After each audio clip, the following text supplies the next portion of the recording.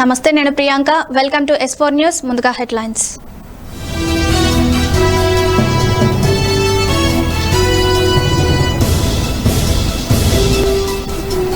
Colonel Santosh బాబుకు అశ్రు నివాళి. జగిత్యాలలో వీర జవాన్ కు కొవ్వొత్తులతో నివాళి.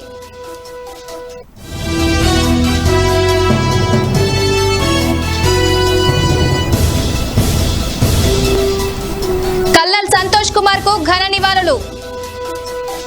సూర్యాపేటలో అధికార లాంఛనాలతో కొనసాగనున్న అంత్యక్రియలు.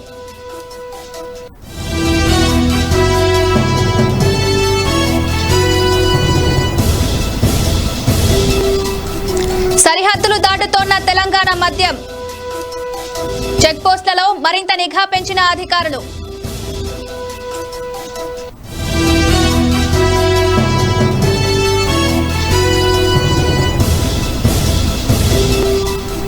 తిరుపతి రుయా నుంచి 11 మంది డిశ్చార్జ్.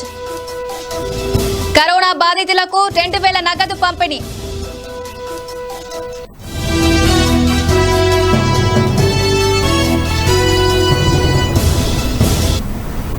వివరాల్లోకి వెళ్తే, జోగులాంబ గద్వాల జిల్లా మల్దకల్ మండల కేంద్రంలోని బీజేపీ పార్టీ కార్యాలయంలో మల్దకల్ మండలం బీజేపీ ఇన్ఛార్జిగా గడ్డం కృష్ణారెడ్డి బాధ్యతలు స్వీకరించారు. ఈ సందర్భంగా పలువురు నాయకులు ఆయనకు హార్దిక శుభాకాంక్షలు తెలిపారు.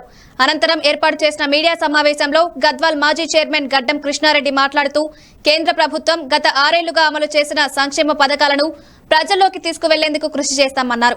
కేంద్రంలో భారతీయ జనతా పార్టీ 2వసారి అధికారంలోకి వచ్చిన తర్వాత గౌరవ ప్రధానమంత్రి నరేంద్ర మోదీ రాసిన లేఖను ఇంటింటికి తిరిగి పంచిపెట్టి పథకాలను ప్రజల్లోకి తీసుకువెళ్తామని తెలిపారు. ఈ కార్యక్రమంలో పలువురు బీజేపీ నేతలు పాల్గొన్నారు. సమయ విధానంలో నేను మరొకసారి మీ పత్రికా సోదరులను కోరుతున్నా. అదేవిధంగా ఈనాడు భారతదేశంలో ఉన్నటువంటి 370 ఆర్టికల్ అయితేనేమి, రామ జన్మభూమి విషయంలో అయితేనేమి, ఎన్నో సమస్యలకి ఉన్నటువంటి భారతదేశంలో ఎన్నో సమస్యాత్మకమైన కార్యక్రమాలు కూడా మేనిఫెస్టోలో పెట్టినటువంటి సందర్భంగా 2వసారి భారతీయ జనతా పార్టీ అధికారంలోకి వచ్చిన వెంబడే ఒకటొకటి తీస్తూ ప్రజలకి చేరువయ్యేటువంటి సందర్భంగా మరి ఈనాటి కరోనా బారి నుండి ప్రజలకి దూరము ఉండకూడదు, ప్రజల వైపే నాయకులు ఉండాలని ఒక మంచి కార్యక్రమాన్ని చేపట్టి ఈ అభివృద్ధి యొక్క పాంప్లెట్ని అన్ని భారతదేశంలో తెలంగాణ రాష్ట్రంలో జోగులాంబ జిల్లాలో ప్రజలకు చేరవేసి ధైర్యాన్ని ఇచ్చి అభివృద్ధి వైపు భారతదేశాన్ని ఒకవైపు నడిపిస్తూనే ఈ కరోనా వ్యాధులను కూడా భారతదేశాన్ని రక్షించాలి. ప్రజలను ఎలాంటి చైనా సరిహద్దులో వీరమరణం పొందిన కల్నల్ మృతిపై ఆయన తల్లి స్పందించిన తీరు ఆ కుటుంబంలోని దేశభక్తిని చాటి చెప్పింది. లదాఖ్ వద్ద గాల్వన్ లోయలో చైనా బలగాలతో భారత సైనికులకు ఘర్షణ జరిగింది. ఈ ఘటనలో తెలంగాణలోని సూర్యాపేటకు చెందిన బి సంతేష్ అనే కల్నల్ ర్యాంక్ అధికారి కూడా వీరమరణం చెందారు. తన కుమారుడి మరణ వార్తపై సూర్యాపేటలో ఉన్న ఆయన తల్లి స్పందించారు. తనకు ఒక కొడుకు, ఒక కుమార్తె ఉన్నారని వెల్లడించారు. ఒక్క కొడుకు ఇప్పుడు అమరుడయ్యాడని తెలిపారు. తల్లిగా బిడ్డను కోల్పోయిన బాధ ఉన్నా తన కుమారుడు దేశం కోసం ప్రాణాలు అర్పించడం పట్ల ఆనందం కలుగుతోందని పుట్టెడు దుఃఖాన్ని భరిస్తూ నిబ్బరంగా చెప్పారు.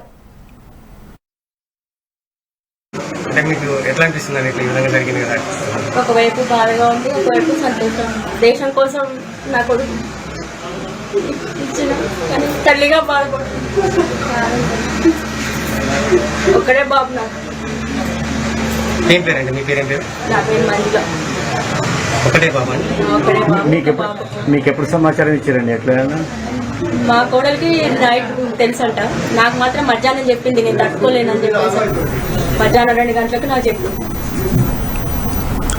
భారత్ చైనా సరిహద్దులో జరిగిన ఎదురు కాల్పుల్లో వీరమరణం పొందిన తెలంగాణ ముద్దుబిడ్డ సూర్యాపేటకు చెందిన కల్నల్ సంతోష్ బాబు మృతికి జగిత్యాల పట్టణంలో నివాళులర్పించారు. జిల్లా కేంద్రంలోని తహసీల్ చౌరస్తాలో కొవ్వొత్తులతో నివాళులర్పించి మౌనం పాటించారు.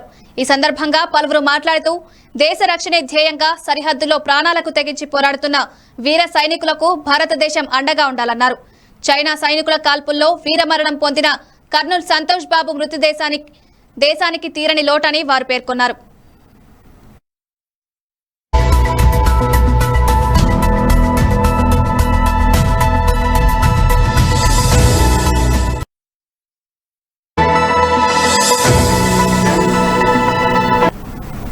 సరిహద్దుల్లో చైనా చైనా బరితెగించింది. భారత జవాన్లను కవ్విస్తూ దాడికి దిగింది.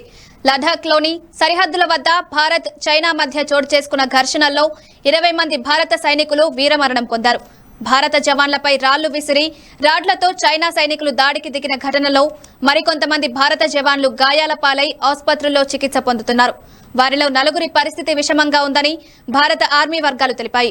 చైనా సైనికుల దాడిలో తెలంగాణకు చెందిన కల్నల్ సంతోష్ కుమార్ కూడా వీరమరణం పొందడం విషాదాన్ని నింపింది. ఘర్షణలో 20 మంది భారత సైనికులు ప్రాణాలు కోల్పోయినట్లు ఇప్పటికే భారత ఆర్మీ నిర్ధారించిన విషయం తెలిసిందే. కాగా సోమవారం రాత్రి తూర్పు లడాఖ్ గల్వాన్ లోయలో భారత్ చైనా జవాన్లు ఘర్షణ పడిన ఘటనపై దేశవ్యాప్తంగా ఆగ్రహ జ్వాలలు వ్యక్తమవుతున్నాయి. ఈ ఘర్షణలో చైనా సైనికులు 40 మందికి పైగా మరణించినట్లు తెలుస్తోంది.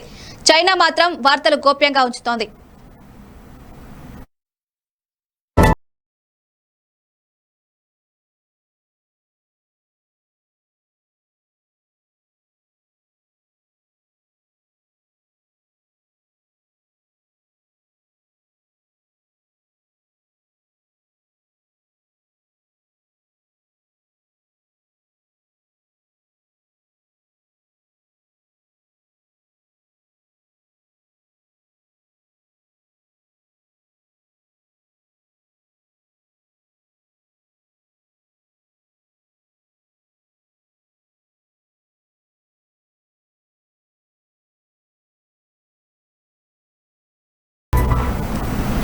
భారత్ చైనా సరిహద్దులలో జరిగిన ఘర్షణలో వీరమరణం పొందిన కల్నల్ సంతోష్ బాబు అంత్యక్రియలు అధికార లాంఛనాలతో నిర్వహించనున్నారు. అలాగే అంతిమయాత్ర ఏర్పాట్లతో పాటు వారి కుటుంబానికి అన్ని విధాలా వెన్నంటి ఉండి అన్ని పనులు సక్రమంగా చేయాలని మంత్రి జగదీష్ రెడ్డిని ముఖ్యమంత్రి కేసీఆర్ ఆదేశించారు.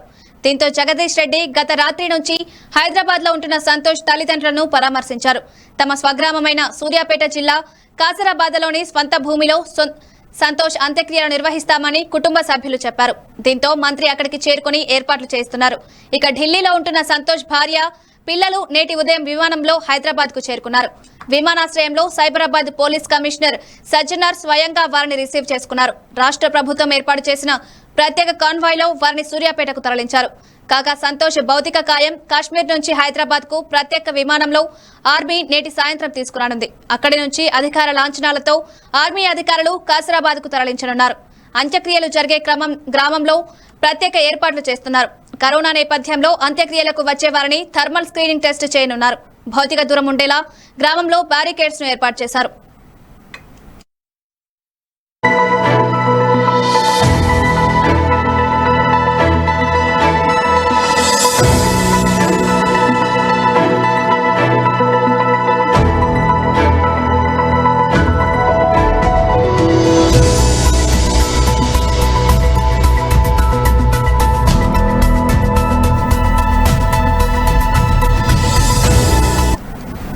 ప్రకాశం జిల్లా పొదిలి దర్శి రోడ్లోని వాసవి కాంప్లెక్స్ దగ్గర గోతాంలో అక్రమంగా నిల్వ ఉంచిన తెలంగాణకు సంబంధించిన 24 మద్యం ఫుల్ బాటిళ్లను స్వాధీనం చేసుకున్నారు special enforcement bureau inspector Venkatrao.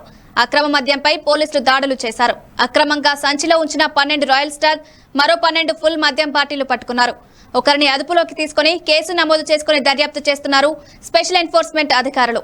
తమ పరిధిలో ఎక్కడైనా అక్రమంగా మద్యం విక్రయాలు జరిపినా నిల్వ ఉంచినా కఠిన చర్యలు చేపడతామని ఇన్స్పెక్టర్ వెంకట్రావు అన్నారు.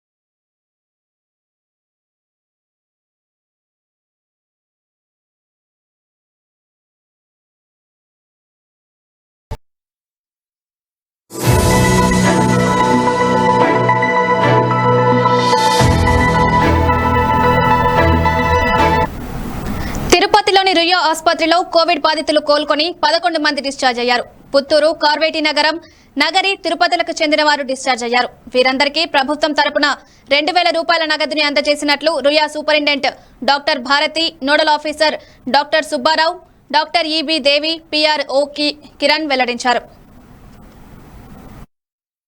100 మంది ఇక్కడ పాజిటివ్ పేషెంట్స్ కి ట్రీట్మెంట్ ఇవ్వడం జరిగింది. అందులో దాదాపుగా 70 మందిని డిశ్చార్జ్ చేస్తాం. సక్సెస్ఫుల్ గా వాళ్ళందరూ కూడా నెగిటివ్ అయ్యి తర్వాత ఇంటికి వెళ్ళడం జరిగింది. ఇప్పుడు 30 మంది అట్ ప్రెసెంట్ సెంటర్ లో ఉన్నారు. మరలా ఇంకొక 18 మందిని కూడా ఈరోజు పంపిస్తున్నారు. ఇక్కడ వాళ్ళకి కావాల్సినటువంటి అన్ని సౌకర్యాలు రౌండ్ ది క్లాక్ 24/7 చేయడం జరుగుతుంది. డాక్టర్స్ 3 షిఫ్ట్స్ లోనూ ఉన్నారు. వాళ్ళకి కావాల్సినటువంటి అన్ని అవసరాలు తీర్చడానికి వాట్సాప్ గ్రూప్ క్రియేట్ చేస్తున్నాం. అందులో వాళ్ళకి ఏమైనా రిక్వైర్మెంట్స్ ఉన్నప్పుడు పెడుతున్నారు. వాళ్ళకి మంచి న్యూట్రిషియస్ మరియు డెలిషియస్ ఫుడ్ని కూడా ప్రొవైడ్ చేయడం జరుగుతుంది. ఇంకా అదర్ రిక్వైర్మెంట్స్ ఏమైనా వాళ్ళు అడిగినప్పుడు కూడా ప్రొవైడ్ చేస్తున్నాము. సో వాళ్ళు హ్యాపీగా ఇక్కడ ఒక హెల్దీ అట్మాస్ఫియర్లో, హోమ్లీ అట్మాస్ఫియర్లో ఇక్కడ సంతోషంగా ఉంటూ వాళ్ళు డిశ్చార్జ్ కావడానికి కావాల్సినటువంటి అన్ని ఫెసిలిటీస్ కూడా కల్పించడం జరుగుతుంది. ముఖ్యంగా ఇది చంద్రగిరి నియోజకవర్గంలో ఈ పద్మావతి నిలయం ఉంది. చంద్రగిరి ఎమ్మెల్యే గారు చెవిరెడ్డి భాస్కర్ రెడ్డి గారు, జిల్లా కలెక్టర్ గారు నారాయణ భరతగుప్త గారు, వారి నేతృత్వంలో, వారి గైడెన్స్లో టైం టు టైం ఒక ఇంటిలో ఉన్నటువంటి ఫీలింగ్తో వాళ్ళు తొందరగా కోలుకొని ఆరోగ్యంగా ఇంటికి వెళ్ళడానికి కావాల్సినటువంటి అన్ని సదుపాయాలు కూడా మా టీం అందరం కూడా వర్క్ చేస్తున్నాం. సింటమ్స్ రాకుండా అన్ని విధాలు చూసుకుంటాం. న్యూట్రిషియస్ ఫుడ్ సప్లై చేస్తున్నాం. 2 పూట్ల 2 సార్లు రోజుకు 4 గుడ్లు, రాగి గంజి, రాగి జావ అంటారు, మళ్ళీ డ్రై ఫ్రూట్స్ పెడుతున్నాము. అందరికీ ఈ పురుషుగా అని చెప్పేసి సిద్ధ వైద్యం కూడా చేస్తున్నాము. అన్ని విధాల వీళ్ళకి పాజిటివ్ నుంచి నెగిటివ్ కన్వర్ట్ అయ్యేదానికి 10 రోజుల లోపలనే మేము కృషి చేసి 10 రోజుల తర్వాత నెగిటివ్ వచ్చిన వాళ్ళందరినీ డిసైడ్ చేస్తాం. రోయా నుంచి పద్మావతి నిలయానికి తీసుకురావడం జరిగింది. అక్కడ నుంచి ఇక్కడ రోయాలో కంటే కూడా పద్మావతి నిలయంలో పేషెంట్ని ఎక్కువ కేర్ తీసుకొని చూడడం జరిగింది.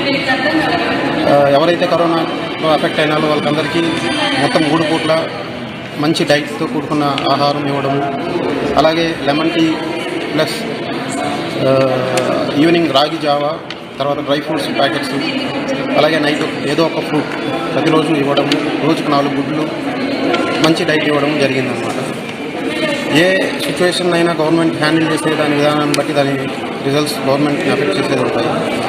ఈ యొక్క కోవిడ్ సిచ్యువేషన్ని మన ఆంధ్రప్రదేశ్ ప్రభుత్వం, అలాగే మన ఆంధ్రప్రదేశ్ ప్రభుత్వం నుంచి ప్రభుత్వానికి దీన్ని నియమించిన నోడల్ అధికారులు కానీ వీళ్ళందరూ దీన్ని చాలా బాగా డీల్ చేశారు.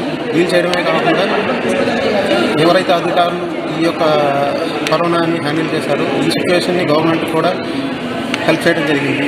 రికవరీ రేషియో మన రాష్ట్రంలో 54% దాకా ఉండడం, అలాగే ఇతర రాష్ట్రాలతో పోలిస్తే మన రాష్ట్రంలో 5.5 లక్షల పైన టెస్టులు జరగడము, మంచిగా చూసుకోవడము, 3 పూట్ల డాక్టర్స్ వచ్చి పేషెంట్ని విజిట్ చేయడము, ఏం ప్రాబ్లమ్స్ ఉన్నాయో అడగడము, వాళ్ళకి కావాల్సినటువంటి ప్రొవైడ్ చేయడం జరిగింది. ఇక్కడ ఏదో బ్లడ్ టెస్టులు చేసి ఇంకొకటి ఏదో ఐసీయూలో పెట్టి ట్రీట్మెంట్ ఇవ్వడం, ఇంజక్షన్ వేయడము అలాంటివి ఏం కాదనమాట. జస్ట్ ఎవరికి వాళ్ళు సెల్ఫ్ మోటివేషన్తో కరోనాని మేము జయించగలము. కరోనా కాలంలో జర్నలిస్టులు ఎదుర్కొంటున్న సమస్యలను ప్రభుత్వం వెంటనే పరిష్కరించాలని టీయూడబ్ల్యూజే డిమాండ్ చేశారు.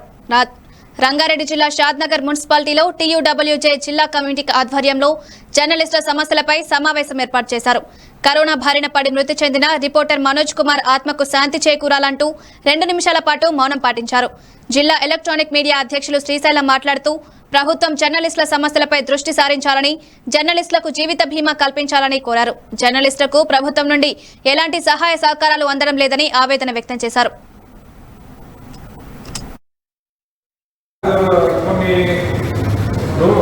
వాళ్ళకి వాళ్ళు చెప్పినప్పుడు మనకి ఒకవేళ అదే స్టిక్కరింగ్ కావాలంటే మనకు సరే బయటకు ఒకటి ఇస్తుంది, కార్కి ఒకటి, మనకి ఒకటి, బయట ఒకటి.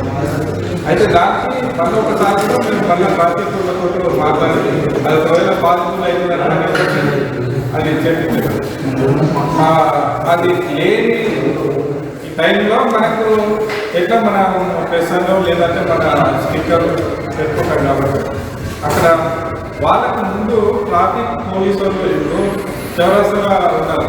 జనరల్గా ఇప్పుడు మొన్న ఒక దగ్గర సర్టిఫికేట్ కాన్సెప్ట్ అయితే సర్టిఫికేట్ తెలుసు. ఇలాంటి కరోనా సమయంలో జర్నలిస్టులు ప్రతి ఒక్కరు తమ కుటుంబాలను ఇచ్చి తమ ఇబ్బందులని మంచి ప్రతి ఒక్కరు ఉదయం నుంచి మనకి ప్రజలకు ప్రభుత్వానికి అధికారులకు సాధారణంగా వారు విధులు నిర్వహిస్తున్న క్రమంలో కరోనా బారిన పడి ఎంతోమంది ఇబ్బందులకు గురవుతున్నారు. అలాంటి జర్నలిస్టులకు ప్రభుత్వం వెంటనే ఆదుకోవాలి. అలాంటి జర్నలిస్టులకు DUWJ కూడా అండగా నిలుస్తుంది. ప్రతి జర్నలిస్టు కూడా తమ వంతు సహాయం అందిస్తుంది. ముఖ్యంగా ఈ రంగారెడ్డి జిల్లా electronic media and print media సాధారణ కమిటీ తరఫున కూడా చనిపోయినటువంటి కరోనా ద్వారా చనిపోయినటువంటి కుటుంబానికి కూడా ఆర్థిక సాయం చేయడానికి, అలాగే ప్రతి జర్నలిస్ట్ కూడా వ్యక్తిగతంగా ప్రతి ఒక్కరు వాళ్ళు తగిన ప్రికాషన్స్ తీసుకొని ఎంతో జాగ్రత్తగా ఉండాలని. లద్దాఖ్లోని గాల్వన్ లోయ సమీపంలో భారత్ చైనా మధ్య జరిగిన ఘటనలో వీరమరణం పొందిన జవాన్ల కుటుంబాలకు భాజపా రాష్ట్ర అధ్యక్షుడు కరీంనగర్ ఎంపీ బండి సంజయ్ సంతాపం తెలియజేశారు. ఈ ఘటనలో 20 మంది భారత జవాన్లు మృతి చెందడం తనను కలిచివేసిందని అన్నారు. జవాన్లు అత్యుత్తమ ధైర్యాన్ని ప్రదర్శించి దేశ సేవ కోసం ప్రాణాలు అర్పించారని కొనియాడారు. వారి ధైర్య సాహసాలు, త్యాగాలను ఎన్నటికీ మరువమన్నారు. మాతృభూమి సేవలో జాతి రక్షణ కోసం ప్రాణాలర్పించిన భరతమాత ముద్దుబిడ్డ తెలంగాణ రాష్ట్రం సూర్యాపేటకు చెందిన వీర సైనికుడు కల్నల్ సంతోష్ బాబుతో పాటు వీరమరణం పొందిన జవాన్లకు ఆయన నివాళులర్పించారు. సైనికుల సేవలను భారత్ ఎప్పటికీ స్మరించుకుంటుందని బండి సంజయ్ అన్నారు. అమరత్వానికి తెలంగాణ గడ్డ నివాళులర్పిస్తూ ఉన్నది. ముఖ్యంగా తెలంగాణ రాష్ట్రానికి సంబంధించినటువంటి కల్నల్ సూర్యాపేటకు సంబంధించినటువంటి కల్నల్ సంతోష్ బాబు గారు నిన్న చైనా దమనకండలో ఈ దేశాన్ని రక్షించే క్రమంలో వీర మరణం పొందడం తెలంగాణ గారి గర్విస్తున్నారు. ఇంకా ముఖ్యంగా వారి తల్లిదండ్రులకు భారతీయ జనతా పార్టీ రాష్ట్ర అధ్యక్షుడిగా వాళ్ళ బాధలకు నమస్కరిస్తున్నారు. ఒక్క కొడుకైనప్పుడు కూడా ఒక సైనికుడు కావాలి, ఈ దేశాన్ని రక్షించడానికి ముందుకు పోవాలన్న ఉద్దేశంతో వారి తండ్రి ఒక మంచి ఆంక్షతో ఒక వీర సైనికుడు తయారయ్యారు. ఆ గొప్ప వ్యక్తి మనందరినీ రక్షించే క్రమంలో తల్లి భారతమాతను రక్షించే క్రమంలో ఒక వీర మరణం పొందడం తెలంగాణ రాష్ట్రానికి గర్వకారణం. వాళ్ళ తల్లిదండ్రులు చెప్తుంటే చాలా ఆశ్చర్యపరిచింది. ఒక స్ఫూర్తి ఇవాళ దేశవ్యాప్తంగా ముఖ్యంగా తెలంగాణ అందరూ కూడా ఒక స్ఫూర్తిదాయకమైన సందేశాన్ని వాళ్ళ కుటుంబం ఇవ్వడం ముఖ్యంగా చాలా గొప్పతనం. నా తండ్రి మా కొడుకు గొప్ప వీరుని కన్నా గడ్డ తెలంగాణ గడ్డ. అధికారం చేయకపోతే ఈ రాష్ట్ర ప్రజలను కాపాడే ప్రయత్నంలో తప్పకుండా జోక్యం చేసుకోవాల్సి వస్తుంది. అందుకే ముఖ్యమంత్రి కంటి తుడుపు చర్య ప్రారంభించింది కాదు. అంటే ఎట్టి బస్సులో రాష్ట్ర ప్రజలను కాపాడడంలో ఈ రాష్ట్ర ప్రభుత్వం విఫలమైతే తప్పకుండా కేంద్రం జోక్యం చేసుకోవాల్సింది. అది కేంద్రంలో ఏ పార్టీ ప్రభుత్వం ఉన్నా, ఈ రాష్ట్రంలో ఏ పార్టీ ప్రభుత్వం ఉన్నా కంపల్సరీ జోక్యం చేసుకోవాల్సింది. ఎవరు ఎందుకంటే డాక్టర్లను కాపాడలేని పరిస్థితి, పోలీసులను కాపాడలేని పరిస్థితి, ఇవాళ జర్నలిస్టులను కాపాడలేని పరిస్థితి, పేద ప్రజలను కాపాడలేని పరిస్థితి. చివరకు కృష్ణా జిల్లా మైలవరం ఆన్లైన్లో మీ సేవ ఇంటర్నెట్ సెంటర్ల ద్వారా పలువురి ఆధార్ కార్డు, ఫోన్ నెంబర్లను రిజిస్టర్ చేసి ఇసుకను అక్రమంగా సివిల్ కాంట్రాక్టర్లు తమ నిర్మాణాలకు ఉపయోగించుకుంటున్న సంఘటన వెలుగు చూసింది. నియోజకవర్గ వ్యాప్తంగా మైలవరం, రెడ్డిగూడెం, జి కొండూరు మండలాల్లో సుమారు 942 టన్నుల ఇసుక ఈ విధంగా ప్రక్కదారి పట్టినట్లు స్పెషల్ ఎన్ఫోర్స్మెంట్ బ్యూరో విచారణలో తేలింది. ఈ మేరకు 6 వ్యక్తులపై కేసు నమోదు చేసి దర్యాప్తు చేస్తున్నట్లు Nuzvid sub division DSP Srinivasulu తెలిపారు. సివిల్ కాంట్రాక్టర్లు ఇసుకను బల్క్ ఆర్డర్ ద్వారా పొందవలసి ఉంది. అయితే సామాన్యుడికి అందాల్సిన ఇసుక అందకపోవడంతో ఆన్లైన్ సైట్లలో ఇబ్బందులు ఎదుర్కొన్న వారి ద్వారా ఈ విషయం జిల్లా ఎస్పీ రవీంద్రనాథ్ బాబు దృష్టికి చేరింది. దీంతో ఎస్పీ ఆదేశాలతో ఈ ఘటనలో స్పెషల్ ఎన్ఫోర్స్మెంట్ బ్యూరో విచారణ జరిపి గుట్టు బయటపెట్టారు. ఇసుక బుకింగ్ రోజుకు ఒక ఐపీ అడ్రస్ నుండి ఒక్కసారి బుక్ చేసుకునే విధంగా సవరణ జరిగిందన్నారు.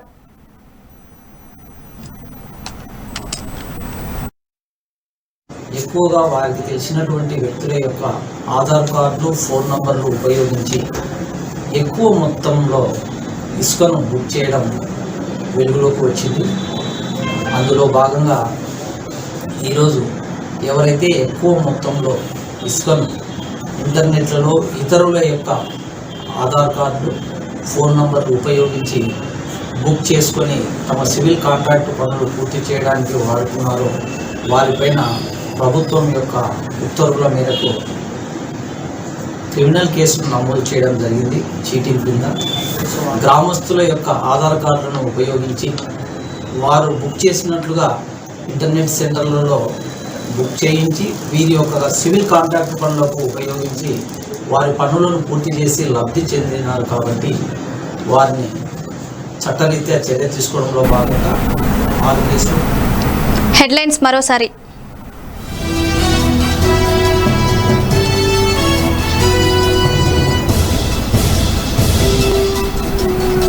కల్లన్ సంతోష్ బాబుకు అశ్రు నివాళి. జగిత్యాలలో వీర జవాన్ కు కొవ్వొత్తులతో నివాళి.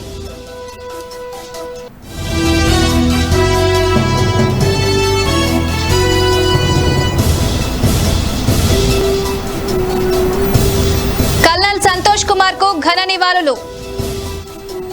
సూర్యాపేటలో అధికార లాంఛనాలతో కొనసాగనున్న అంత్యక్రియలు.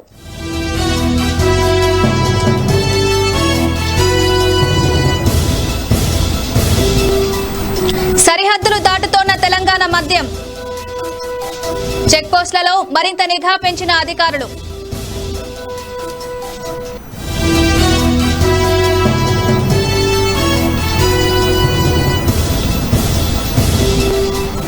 తిరుపతి రుయా నుంచి 11 మంది డిశ్చార్జ్. కరోనా బాధితులకు 2000 నగదు పంపిణీ.